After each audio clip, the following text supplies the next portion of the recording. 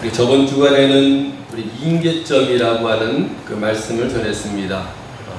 인계점은 우리가 어떤 일을 할 것인가 말 것인가 그러한 결단 속에 우리가 놓여 있다. 우리 믿음의 사람은 그 인계점 속에서 우리가 하는 쪽으로, 되는 쪽으로, 하나님의 말씀으로 따라가는 쪽으로 이렇게 행해야 된다라고 말씀했습니다. 물도 100도가 넘어야 끓듯이 우리가 그 인계점을 우리가 넘었을 때 하나님의 역사가 나타나게 되고 하나님의 계획이 그때 뚜렷하게 보이게 되어지게 됩니다. 예배는 영혼의 활동이에요. 멈춰 있는 것이 아니라 움직인다는 거예요. 그래서 마가의 다락방에서 120문도가 기도할 때 폭발적인 성령이 임하게 됩니다. 바람 같은 성령, 불 같은 성령, 비리 같은 성령이 임하게 되어지게 되고 그들이 그 능력을 받고 사마리 땅까지 이르러 복음을 증거하게 됩니다. 우리는 정오의 빛처럼 점점 밝아지는 거예요. 고난이 있고 아픔이 있고 쓰러지고 넘어질지라도 그 겨자씨가 심겨지면 점점 자라 큰 나무가 되어지는 것처럼 누룩이 큰 덩어리에 들어가 더 큰 덩어리를 만드는 것처럼 우리의 믿음의 사람들은 활동적으로 점점 커진다는 거예요. 코로나 때문에 우리가 잠시 위축되어 있습니다. 그러니까 이것은 우리에게 좋은 약이 될 거예요. 우리 감기라는 것, 여러분들이 코로나라는 것을 어떤 의사들은 그렇게 일합니다. 우리에게 이것은 감기는 적응할 수 있는 그런 약이다라고 얘기를 해요. 우리 모든 인류가 어떻게 보면 한 번씩은 겪어야 될 혼역 같은 것이다. 지금 우리 안 걸린 사람 없습니다. 한 번씩 이런데 다 걸리고 넘어갔을 거예요. 특별한 사람들, 걸리지 않은 것이 아니라 맞다가도 무증상으로 넘어간 것이지 다 우리가 걸린다는 겁니다. 감기도 마찬가지예요. 미리 우리가 걸려두면 우리 몸에서 그것이 들어오면 나중엔 자동적으로 물리칠 수 있는 힘이 길러진다는 거예요. 그래서 어느 나라들은 마스크를 벗자. 자, 우리가 노출되어 살자. 물론 생명을 잃은 사람도 있겠지만 그 과정들을 통해서 나중에 더 큰 것이 올 때 그것을 우리가 이길 수 있는 그런 체력들이 되고 면역체가 만들어진다는 거예요. 우리가 코로나 때문에 주춤했지만 우리는 그 어떤 것이 우리가 더 큰 것이 오더라도 우리는 그것을 이겨나가고 앞으로 나가야 될 것입니다. 예배라는 것은 그리스도를 중심으로 해서 하나님과 우리의 관계를 맺는 거예요. 기도할 때 뭐라고 기도합니까? 예수 이름으로 기도합니다라고 우리가 기도하잖아요. 예배라는 것은 살고자 하는 몸부림입니다. 살고자 하는 몸부림. 질병에 걸린 사람들은, 문제가 있는 사람들은 정말 결심합니다. 하나님 살려달라고, 이 문제를 해결해달라고 살고자 하는 몸부림이에요. 은혜를 받기 위한 열망입니다. 와서 여러분들이 문제를 해결받아야지. 은혜를 받아야지. 하나님과 영원히 살겠다고 하는 그런 다짐이 있어야지. 이것이 세계가 모여서 예배가 되어지게 되는 거예요. 하나님, 이제 나는 내 멋대로 살아왔습니다. 그러나 이제는 하나님 뜻대로 살기 원합니다. 나는 내 것이 아니라 주님 것입니다. 나의 나된 것은 하나님의 은혜입니다 라고 여러분들이 고백하며 나가야 돼요. 나는 나 자신을 위해 살아왔지만 이제 주를 위해서 이 한번 바치겠습니다. 주를 위해서 마음을 다하고 중심을 다하고 생명을 다해서 주 앞에 달려가겠습니다 라고 고백하는 것이 예배예요. 우리 저번 주에 그런 말씀했죠. 아브라함이 독자 이삭을 모리아산에 바칩니다. 그때 그 인계점인 거예요. 독자 이삭을 모리아산에 새벽같이 일어나서 나무를 짊어지고 올라갑니다. 한계점인 거예요. 우리는 한계점을 분명히 우리가 저도 넘어가야 되고 여러분들 넘어가야 돼요. 이 한계점을 뛰어넘을 때 하나님은 그때 비로소 이제야 내가 정말 나를 경외하고 믿는 것을 내가 확신한다. 하나님 알고 있었지만 이제야 한계점을 뛰어넘었다는 거예요. 예배는 그런 거예요. 한계점을 뛰어넘는 거예요. 항상 머물러 있는 것이 아니고 그 한계를 뛰어넘을 때 은혜가 넘치게 되는 거예요. 왜 하나님께서 작정을 하는데 왜 꼭 끝에 가서 응답하십니까? 작정을 하면 첫날에 응답했다는 그런 간증들은 별로 없어요. 꼭 끝마무리에 가서 다 이제 마치려고 할 때 이제 안 되는구나 라고 포기할 때 그때 하나님 응답이 그 임계점을 뛰어넘는 거예요. 많은 목사님들이 꼭 그렇게 얘기를 합니다. 마지막 그날 그 시에 내가 응답 받았노라. 다 포기하고 이제 하나님 뜻대로 하옵소서라고 이제 내려놓을 때 그때 하나님 응답이 주어졌다라고 얘기를 합니다. 우리는 이전들의 마음 하나님 앞에 드릴 때 성심성 예배를 드리지 말아야 돼요. 내가 그냥 하나님 앞에 서비스한다. 내가 안 나오면, 내가 하나님 앞에 안 드리면 하나님 마음 아파하겠지. 나에게 복을 주시겠지. 내가 한번 땡깡 부려보면 이 문제는 하나님께서 해결해 주시겠지. 우리가 그런 가정도 있습니다. 어떤 목사님 그렇게 가정하는 분도 있어요. 그 사람들이 버티고 외면하고 또 냉정까지 합니다. 우리 이것만 생각하시면 돼요. 하나님은 품 안에 있는 독생자 예수 그리스도를 우리 죄인을 위해서 내주셨어요. 산 제물로 드리게 하셨어요. 여러분들이 자녀가 있지 않습니까? 자녀 조금만 아프기만 해보십시오. 조금 찢기기만 해보십시오. 여러분들의 마음이 얼마나 아픕니까? 그 마음을 안다고 한다면, 하나님의 마음을 안다고 한다면, 품 안에 있는 독생자 예수 그리스도를 우리를 죄를 위해서 내주신 것을 안다고 한다면 우리는 그 감사함으로 하나님 앞에 나아갈 수밖에 없는 거예요. 칼빈과 웨스터민스터 신앙고백서에서는 이런 내용이 나옵니다. 오늘날 예배가 이렇게 됐다는 거예요. 기뻐하지도 않는다는 거예요. 하나님 두려워하지도 않는다는 거예요. 기쁨이 예배가 아니고 하나님 두려워하지도 않고, 그러니까 하나님 두려워하지 않으니까 어떻게 해요? 우리가 드려지는 예배가 그냥 성심성으로 말라기 1장 보게 되어지게 되면 변폐스러운 것은 변폐스러운 코웃음 지면서 병든 것, 토식한 것, 저는 것을 드리면서도 내 할 의무는 다 했다고 그렇게 얘기한다는 거예요. 하나님 그 예배 받지 않다는 거예요.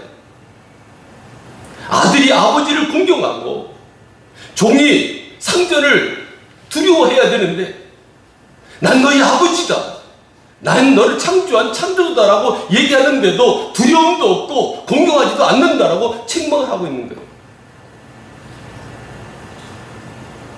어느 목사님이 이런 간증을 하더라고요. 동해를 인도하는데 한 500명쯤 모일 거다라고 얘기를 한답니다. 1000명쯤 모여야 되는데, 그래서 하나님 500명이 모인다고요? 워낙 많은 성도들 앞에서 설교를 했으니까. 근데 거기 은혜 받을 만한 사람은 10사람밖에 되지 않아 그러더래요. 10사람, 500명이 10사람밖에 되지 않아요? 근데 10사람 중에 거기서 회개 역사를 하고 전 거기서 그 안에 바뀌는 사람은 한 사람이야, 그 얘기하더래요. 근데 이 목사님이 갑자기 가기 싫은 마음이 생기더랍니다. 근데 500명 중에 10사람도 아니고 한 사람 때문에 간단 말이에요. 하나님, 제가 어떤 사람인데요? 제가 어떤 위치에 있는 사람인데요? 한 사람 변하는 것 때문에 제가 거기 간다고요? 그렇게 하나님 앞에 얘기했다는 그런 간증이 있어요. 어제 제가 잠깐 김수미라는 그 분의 간증을 들었습니다. 아버지가 부산에 교회를 세우고, 난 작은 아버지가 여기 장로가 되고, 그분이 예수를 잊어먹고 살았답니다. 그 나이가 40몇 년이 든 다음에, 그 다음에 예수를 본격적으로 믿게 되어지게 되면 그렇게 간증을 하는 거예요. 내가 어디 행사에 가면은 30분을 못 기다렸답니다. 1시간을 못 기다렸대. 그냥 집에 가버렸대요. 욕쟁이하는 거예요. 그냥 막 욕을 하고요. 피디들도 가끔 꼼짝을 못 한답니다. 예수 믿고 나서 어떤 변화가 일어나냐면 참는 걸 배우게 되고 1시간 기다리는데도 하나님 은혜로 기다리시더라는 거예요. 그러니까 사람들, 주위 사람들이 죽을 때가 다 됐나 보다. 죽을 때가 다 됐나 보다. 지가 팍 죽은 거 보니까 죽을 때가 다 됐는가 보다. 그래서 웃으면서 그런 얘기 하는 거예요. 죽을 때가 다 된 것이 아니라 주 안에서 변한 것이다. 예배는 움직이는 거예요. 예배는 변화되는 거예요. 많은 갈림들이 있었지만 저는 그 말이 와닿더라고요. 죽을 때가 다 됐나 보다.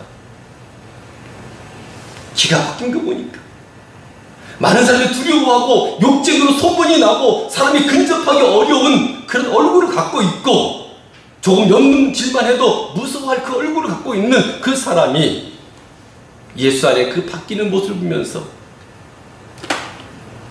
그래, 우린 예수 안에 예배 드리면서 우리 자신을 바꿔나갈 움직이는 것이다. 바울사도는 우리 몸으로 산제사를 드리라고 말합니다. 산제사. 하나님께 드리는 산제사는 오직 하나님께서 정해주신 정결한 음식으로, 정결한 짐승으로만 가득해요. 하나님 정해주셔야 되는 거예요. 우리도 마찬가지예요. 마음을 다하고 중심을 다하고 생명을 다해서 찬양할 때도 마찬가지고 기도할 때도 마찬가지고 예배 드릴 때도 그렇게 모아져서 참된 예배가 되어지게 되는 거예요. 하나님은 뭐라고 얘기를 합니까? 너희들이 예배 드리는데 예루살렘 속에서 드리지 말라. 에발스로 드리지 말라는 거예요. 축복의 산입니다. 예루살렘 속에 어떤 그 교회입니까? 가장 우리나라 세계에서 가장 큰 교회 아닙니까? 근데 거기서도 드리지 말고 그것은 곧 무엇을 얘기게 되면 예배 드리는 우리 마음 자세가 중요하다는 거예요. 우리 마음 자세가.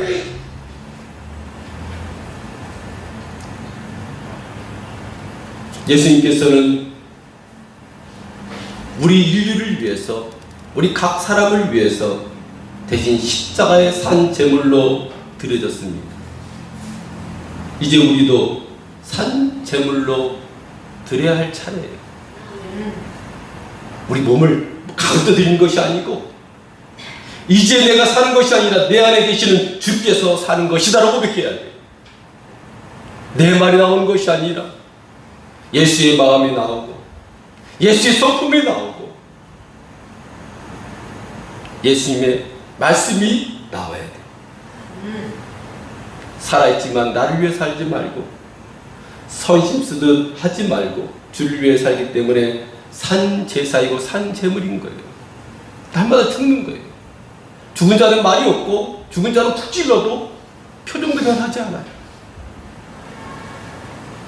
그러면 영적 예배는 어떻게 드려야 할까요? 어떻게 드릴까요? 마음을 모으고요. 말씀해 보니까 신령과 진정으로 드리는 예배를 영적 예배라고 말합니다.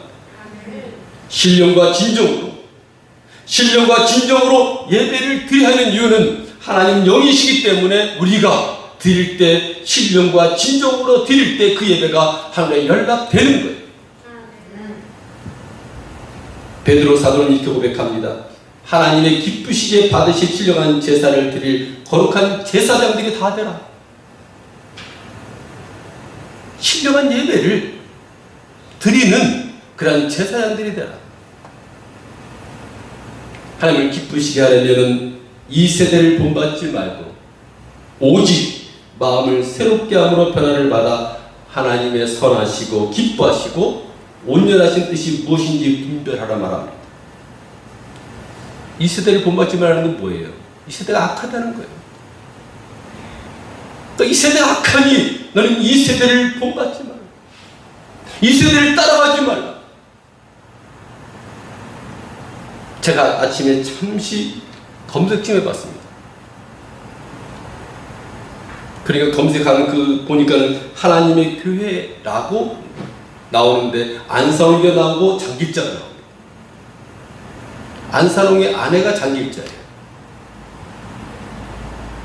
안산홍의 하나님이라고 얘기합니다. 그가 죽자 장길자라는 사람을 내세워서 여교주로 만들어요. 그러니까 지금 두 군데가 싸우고 있는 거예요. 신천지라고 하는 이만희가 좀 잠잠하지만 사람을 따라가다 보니 수많은 사람들이 거기 미혹되는 거예요. 하나님 말씀을 따라가고 은혜를 따라가야 될 그들이 사람의 말에 미혹되다 보니까 엉뚱한 길을 가게 되어지게 되는 거예요. 그래서 이 세대를 본받지 말라는 거예요. 마음을 새롭게 하고 함으로 말하면 변화를 받으라는 거예요. 하나님의 선하심을 쫓으라는 거예요. 하나님의 기뻐하심을 쫓으라는 거예요. 하나님의 온전하심을 쫓으라는 거예요. 우린 성령을 쫓아가야 됩니다. 세상의 가르침 대신 성령께서 주신 마음으로 우리는 살아야 돼요. 내 주장 대신 주께서 이루신 말씀을 우리는 따라가야 돼요. 신령이란 말은 신령하답니다. 진정이란 말은 참되고 애틋한 정이나 마음을 얘기합니다. 이 두 마음이 합해져서 예배 드리는 거예요. 예배를 때 여러분들 역동성 있길 바랍니다. 우리 마음에서부터 움직이는 역사가 일어나기 바랍니다. 마음의 다락방에 임했던 그 성령의 불길이 임한 것처럼 우리 신령에서 찬양하다 기도하다 말씀 듣다가 불이 붙는 그런 움직여지는 한계점을 뛰어넘는 임계점을 뛰어넘는 그런 우리 모든 성도가 되기를 간절히 축원드립니다. 기도하겠습니다. 하나님 아버지, 우리가 예배를 드린다고 하면서 저부터도 하나님 그냥 예배 드리면 되지, 주일이니까 수요일이니까 금요일이니까 새벽 예배니까 그냥 드리면 되지라고 하는 아니라는 생각으로 주 앞에 하는 예배를 드려봤습니다. 마음을 다하지 않았습니다. 정성을 다하지 않았습니다. 중심을 다하지 않았습니다. 아버지 하나님 용서해 주옵소서.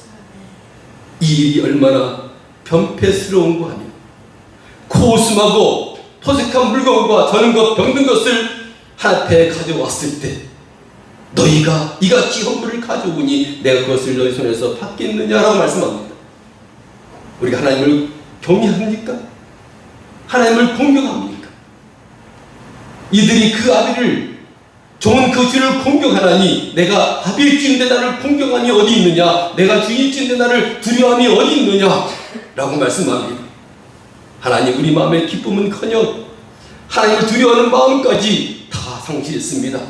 아버지, 회복시켜 주옵소서. 회복시켜 주시옵소서. 정오의 빛같이 겨자씨처럼 누룩처럼 달란트처럼 하나님 점점 왕성해지도록 우리 신령을 하나님 축복하옵소서. 감사드리며 예수님의 이름으로 기도드리옵나이다. 아멘.